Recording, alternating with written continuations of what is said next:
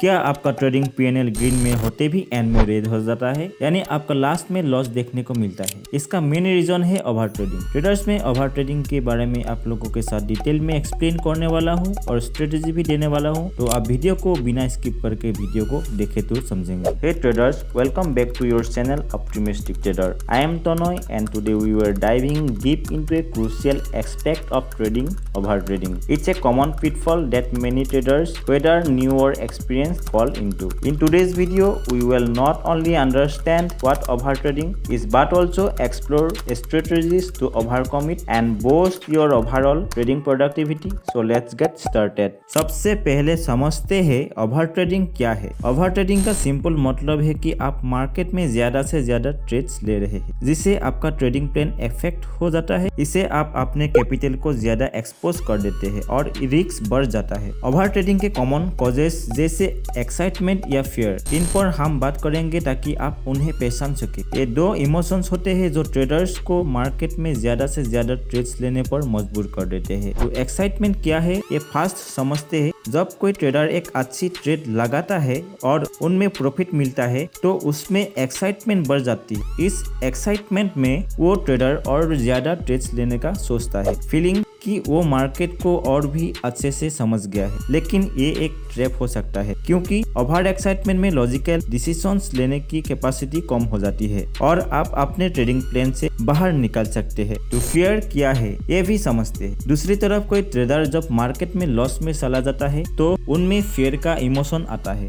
इस फियर में ट्रेडर अपने लॉस को रिकवर करने के लिए जल्दी और ज्यादा ट्रेड्स लेने की टेंडेंसी दिखाता है। लेकिन ये फियर ड्राइवन डिसीजंस होते हैं जो कि ट्रेडिंग प्लान को इग्नोर कर देती है और इससे और भी लॉसेस आ सकते हैं। ओवर ट्रेडिंग से आप अपने कैपिटल को ज्यादा से ज्यादा रिस्क में डाल देते हैं, जो कि अल्टीमेटली नुकसान बढ़ा सकते हैं। ओवर ट्रेडिंग का असर हमारे ट्रेडिंग साइकोलॉजी पर भी होता है। आप इमोशनल हो जाते हो, जो कि आपके डिसीजंस को इन्फ्लुएंस करता है। ओवर ट्रेडिंग से बचने के लिए आपको कुछ स्ट्रेटेजीज फॉलो करनी पड़ती है। मैं आप लोगों के साथ 4 स्ट्रेटेजीज का डिटेल्स डिस्कशंस करने वाला हूँ, तो let's get discuss those strategies in detail. Number 1, set clear trading goal. पहली स्ट्रेटेजी है क्लियर ट्रेडिंग गोल सेट करना। आपको पता होना चाहिए कि आपको कितने ट्रेड्स लेने हैं एक दिन में और उनके लिए रिस्क कितना मैनेज करना है। Number 2, stick to your trading plan. अपने ट्रेडिंग प्लान को फॉलो करना क्रूशियल है। जब आप जिससे हट जाते हैं तो भी ओवर ट्रेडिंग का खतरा बढ़ जाता। Number 3, use trading tools and alerts. Trading tools और अलर्ट्स का सही तौर पर इस्तेमाल करना भी एक इम्पोर्टेंट स्ट्रेटेजी है। ये आपको मार्केट की मूवमेंट्स पर कंट्रोल रखेगा।